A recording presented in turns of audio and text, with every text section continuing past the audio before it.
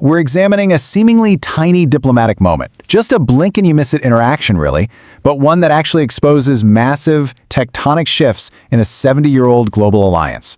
We are going to unpack exactly how the relationship between Washington and Brussels is changing right beneath the surface. 4. Just 4 minutes. That is the exact length of a routine diplomatic phone call between Donald Trump and Ursula von der Leyen. And honestly, that's all it took to spark serious, fundamental questions about the entire future of transatlantic relations. In the world of high-level international diplomacy, where just the pleasantries usually take up a quarter of an hour, a 4-minute call is practically a hung-up phone. In the aftermath of that incredibly brief conversation, it was equally striking. Think about it. There was absolutely no joint statement released to the press, no scheduled follow-up meeting between the two parties, and perhaps most importantly, no visible effort whatsoever to smooth things over. In international diplomacy, silence like that is rarely accidental. It's a loud, deliberate signal that something fundamentally did not go as expected. Okay, let's dive into this, because this exceptionally brief call didn't just happen in a vacuum. It wasn't just a random bad day or some simple one-off disagreement about trade and tariffs. This interaction came at a moment when transatlantic tensions were already quietly building up behind closed doors.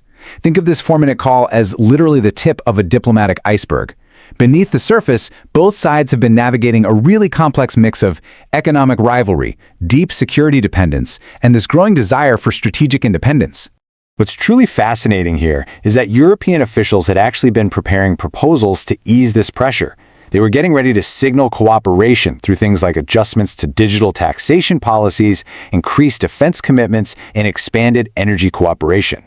But even with those carefully prepared olive branches, the gap between Washington and Brussels appears to be wider than ever. So, to really understand why this gap exists, we have to look at both sides of the table. Let's start with the American point of view. From the perspective of the United States, these concerns haven't just popped up overnight, right? They've been steadily mounting for years. This isn't a sudden fracture, but the result of multi-year grievances that have slowly eroded the foundation of business as usual. And those concerns translate into a very specific set of complaints. U.S. policymakers have repeatedly and forcefully criticized European Union regulations. They argue that these rules disproportionately burden American tech firms and U.S. pharmaceutical companies. Washington essentially sees these rules not as neutral market standards, but as targeted regulatory barriers aimed right at American industry. But, as always, there's another side to the coin.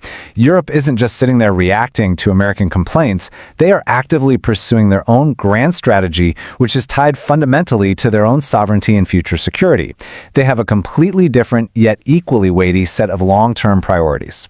On the European side, there's this deep, long-term desire to reduce their historical reliance on the United States. They're pushing hard for more autonomy in their defense capabilities, they're securing their energy systems, and crucially, they're taking control of their financial systems. Basically, they want to be able to stand completely on their own 2 feet, regardless of who happens to be sitting in the Oval Office. Now, what's really interesting about this slide is one of the most fascinating tools Europe is using to achieve that financial autonomy, the digital euro. Led by the European Central Bank, this isn't just some neat technical upgrade to how payments are processed. The digital euro represents a much broader, much more significant ambition. It's designed specifically to carve out structural financial independence in a global banking system that has been completely dominated by the US dollar for decades. Well, naturally, Washington is watching this very closely. To the United States, the development of a digital euro isn't just harmless European financial innovation. They view a deliberate move away from reliance on the US dollar as a direct strategic shift. It's perceived as a genuine challenge to American economic influence, which of course just adds another heavy layer of friction to the relationship. And this brilliantly illustrates how complicated the situation actually is, because Europe itself isn't entirely unified. Internal fractures haven't just disappeared. Eastern European countries, for very obvious geographical and historical reasons, heavily prioritize security guarantees. Meanwhile, Western European economies are often much more focused on regulation and progressive climate policy. And stuck right in the middle of this massive internal tug-of-war, that'd be Brussels. The European Union headquarters has the deeply unenviable task of trying to hold everything together. They have to constantly balance these competing national interests with EU-wide policies on things like migration, broad economic strategies, and defense spending.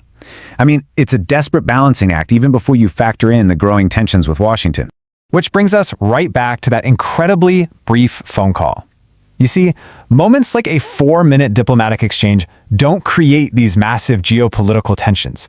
They don't magically generate disagreements over digital taxation or defense independence. What they do is expose them. They act as a giant spotlight shining directly on the deep, structural cracks that have been quietly forming behind closed doors for years. And let me tell you, the world notices when that spotlight turns on. The silence following that call triggered immediate, real-world financial fallout. When we start seeing currency fluctuations, sudden stock movements, and shifting bond spreads, it means these diplomatic fractures are directly impacting the global economy. And ultimately, that impacts our own wallets. The financial world took one look at that 4-minute interaction and immediately priced in a severe lack of stability. So the crucial point is this. Markets do not just react to fleeting news headlines. They react to fundamental risk. The fact that currencies and bonds moved so decisively proves that investors are looking at the underlying data, the tech grievances, the push for a digital euro, the defense spending debates, and they are recognizing a genuine systemic risk to the transatlantic economic status quo. This leaves us staring down some massive questions about the direction we are heading. First up, is the United States shifting its strategy? Instead of dealing with Brussels as a unified bloc, is Washington actually moving toward more direct country-to-country relationships in Europe, bypassing the centralized EU authority entirely? Second, is the European Union fundamentally accelerating its own structural break?